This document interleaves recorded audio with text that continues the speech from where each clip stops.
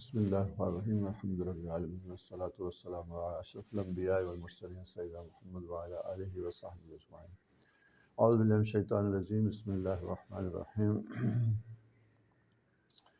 یا ایہا الذین آمنوا اوفوا بالعقود وحلت لکم بہیمۃ الانعام الا ما یتلی علیکم غیر محل الصید وانتم حرم ان اللہ یحکم ما یرید۔ سورۃ المائدہ، اس کا وجہ تسمیہ یعنی اس کا نام المائدہ اس لیے ہے کہ اسی میں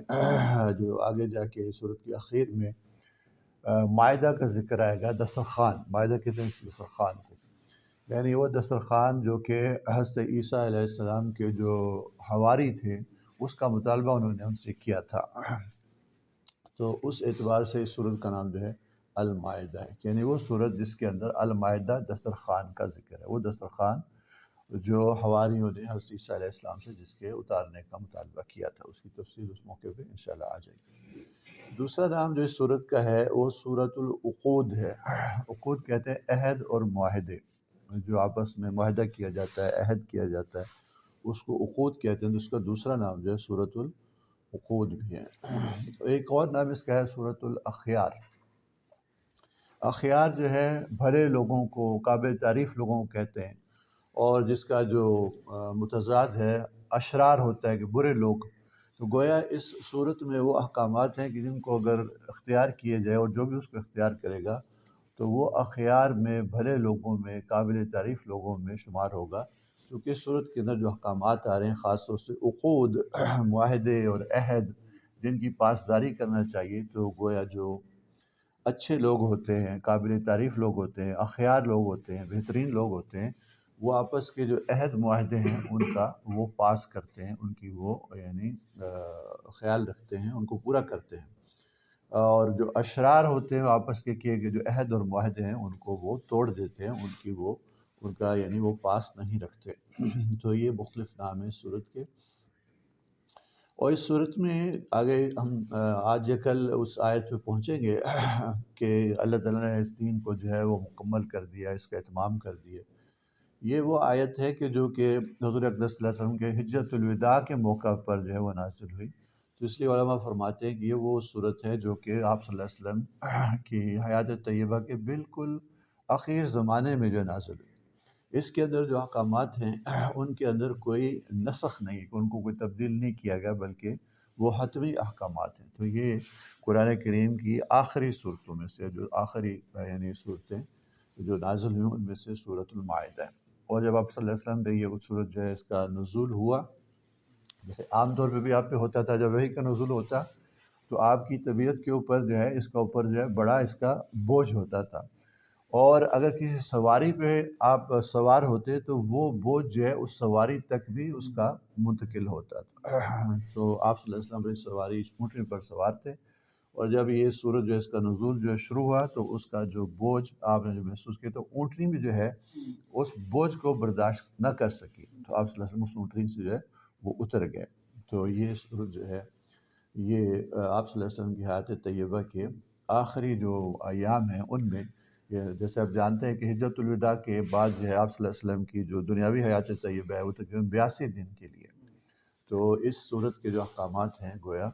وہ دین کے کمال کے اور اتمام کے اور دین کو پورا کرنے کے جو احکامات ہیں۔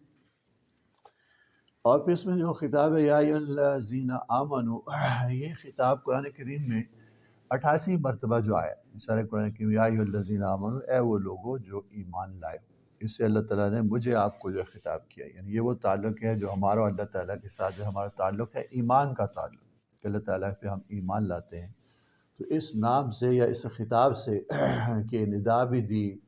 اور پھر تنبیہ بھی کی اور پھر جو ہے خطاب کیا، تو عام طور سے جہاں یہ خطاب آتا ہے اس میں یا تو کوئی حکم جو ہے دیا جاتا ہے، اس کے بعد کسی چیز کے کرنے کا حکم دیا جاتا ہے، یا کسی چیز سے جو ہے وہ منع کیا جاتا ہے۔ تو یہ قرآن کریم میں 88 مرتبہ یہ خطاب ہے، اور جب یہ خطاب آئے تو گویا ہر شخص کو جو ہے اللہ تعالیٰ ہمیں سے ہر شخص کو اس کا نام پکار کے جو ہے اس سے خطاب کر رہے ہیں، اور اس سے جو ہے مخاطب۔ اس صورت میں یا ایھا الذین آمنوا 16 مرتبہ آیا، سورہ بقرہ کے اندر 10 مرتبہ ہے، سورہ بقرہ اس سے بہت لمبی ہے، تو گویا اس کے اندر مختلف احکامات ہیں، اوامر اور نواہی جو ہے وہ اس صورت کے اندر جو وہ بیان کیے گئے ہیں، ان کا ذکر ہے، اور ان میں اللہ تعالیٰ نے وہ تعلق جو بندے کا اور اس کے رب تعالیٰ کا معبود کا تعلق ہے، یا ایھا الذین آمنو، اے وہ لوگوں جو ایمان لائے، اس سے یعنی خطاب کیا، یا ایھا الذین آمنو، اے وہ لوگوں جو ایمان لائے ہو، یا اے اہل ایمان، یا اے ایمان والو، اوفو بالعقود، پورا کرو وعدوں کو، عہدوں کو، احلت لکم، حلال کر دی گئی ہیں تمہارے لیے، بہیمۃ الانعام، یہ حلال کر دیے گئے ہیں تمہارے لیے بہیمۃ الانعام، چوپائے جو مویشی ہیں، چوپائے مویشی تمہارے لیے حلال کر دیے گئے ہیں، الا ما یتلی علیکم، سوائے ان مویشیوں کے یا ان چوپاؤں کے جن کی تلاوت تم پر کی جائے گی، سوائے ان مویشیوں کے جن کی تلاوت تم پر کی جائے گی، یعنی سوائے ان مویشیوں کے جن کی تلاوت آگے جا کے تم پہ کی جائے گی، ان کے علاوہ باقی سارے جو چوپائے مویشی ہیں وہ تمہارے لیے حلال کر دیے گئے، غیر محل الصید، اس حال میں جو انتم حرم، اس حال میں کہ جب تم حالت احرام میں ہو تو تم حلال نہ جانو شکار کو، جب تم حالت وان تم حرم، جب تم حالت احرام میں ہو تو تم صید یعنی شکار کو حلال جاننے والے نہ ہو، ان اللہ یحکم ما یرید، یقینا اللہ تعالیٰ حکم فرماتا ہے جو وہ چاہتا ہے، یا ایھا الذین آمنوا اوفوا بالعقود، اے وہ لوگوں جو ایمان لائے ہو پورا کرو